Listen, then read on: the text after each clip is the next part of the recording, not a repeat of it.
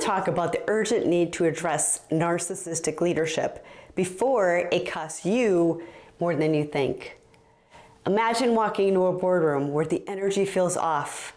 You can't quite put your finger on it, but something is just not right. The team seems hesitant to speak up. Ideas are met with a whole bunch of eye rolls, and everyone seems like they're walking on eggshells. The person at the head of the table, he's charismatic, he's charming, and dangerous. Meet Alex. He's a high-flying CEO who looks like a textbook definition of success. He's sharp.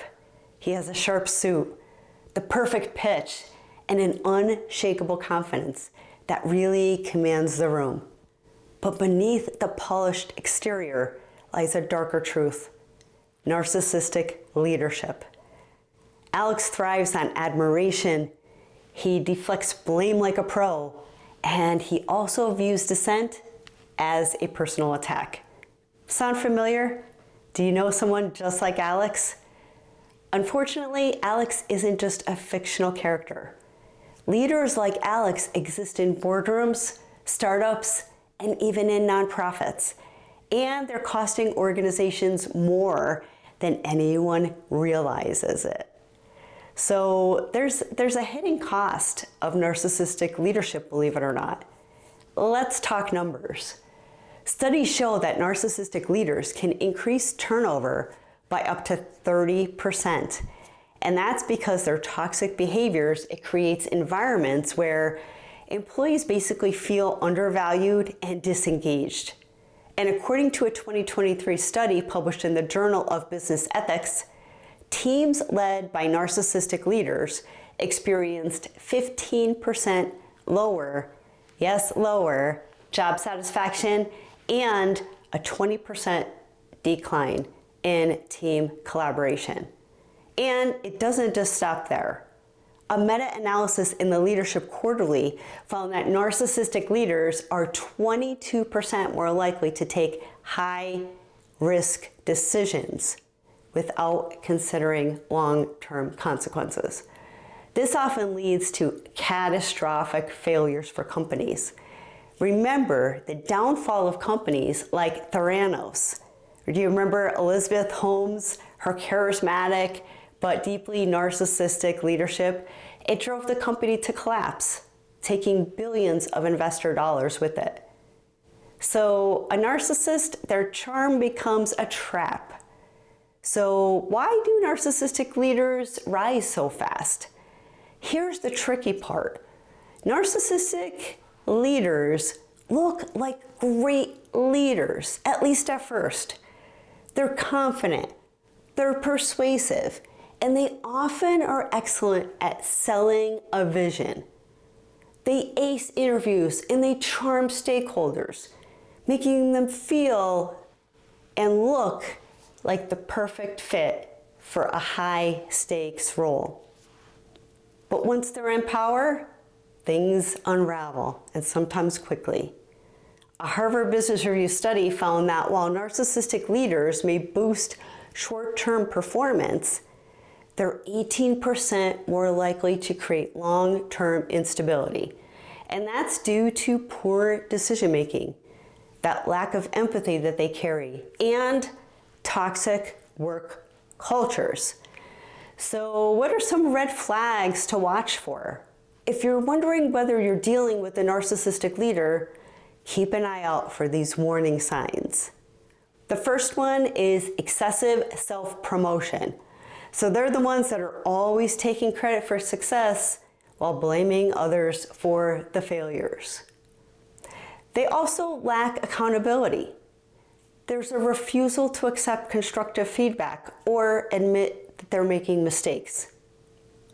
They're also using manipulation and gaslighting. They're twisting facts to maintain control and undermine others. And they're also silencing dissent. They're discouraging alternative viewpoints or that constructive criticism. And the ripple effect to narcissistic leadership, it ends up hurting the bottom line for many companies. Narcissistic leadership doesn't just create toxic cultures. It hits the bottom line hard.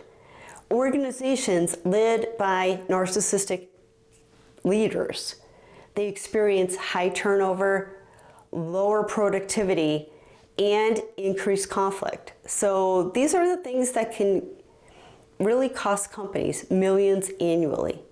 A Gallup report estimated that replacing a disengaged employee costs up to 150% of their annual salary. And with the narcissistic leader in place, it driving turnover, that cost just multiplies. In fact, a 2024 Deloitte study estimated that poor leadership cost the US businesses over $50 billion with a B annually in lost productivity and increased turnover. So, what can you do about it? The good news here is organizations can take steps to mitigate the damage and to prevent narcissistic leadership from taking root. Here's how. You're going to want to promote self-awareness. So encourage leaders to engage in regular 360-degree feedback and coaching. I know at my company, we always do annual reviews regardless of your role. So those are the types of things that are important as long as the feedback is being given honestly and taken seriously, I guess you would say, right? Also, you want to foster psychological safety. So create environments where employees feel safe to express concerns without fear of retribution. And maybe some refining of hiring processes. So go beyond charisma and assess emotional intelligence, humility, and adaptability in any of the leadership candidates that you may be involved in as far as interviewing or filling. And first and foremost, I think we all need to, regardless of company, invest in leadership development. So equip emerging leaders with real tools to manage conflict, to also build trust and to cultivate a positive culture. Conflict management is a skill all its own for any of you that have been in high conflict situations, right? There's a lot to it to diffuse the situation, to not escalate situations, and to do it in a way that it's win-win for everyone. And the payoff is healthy leadership and thriving teams. So organizations that prioritize healthy leadership practices, they see a 23% higher employee engagement and 20% higher profitability, according to Gallup. So when leaders lead with empathy, with accountability, and with humility, they create cultures where teams thrive, and that's a win for everyone.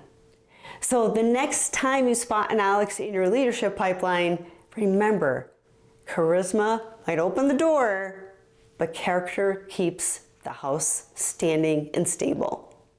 So ready to build a culture where leaders inspire and they don't control?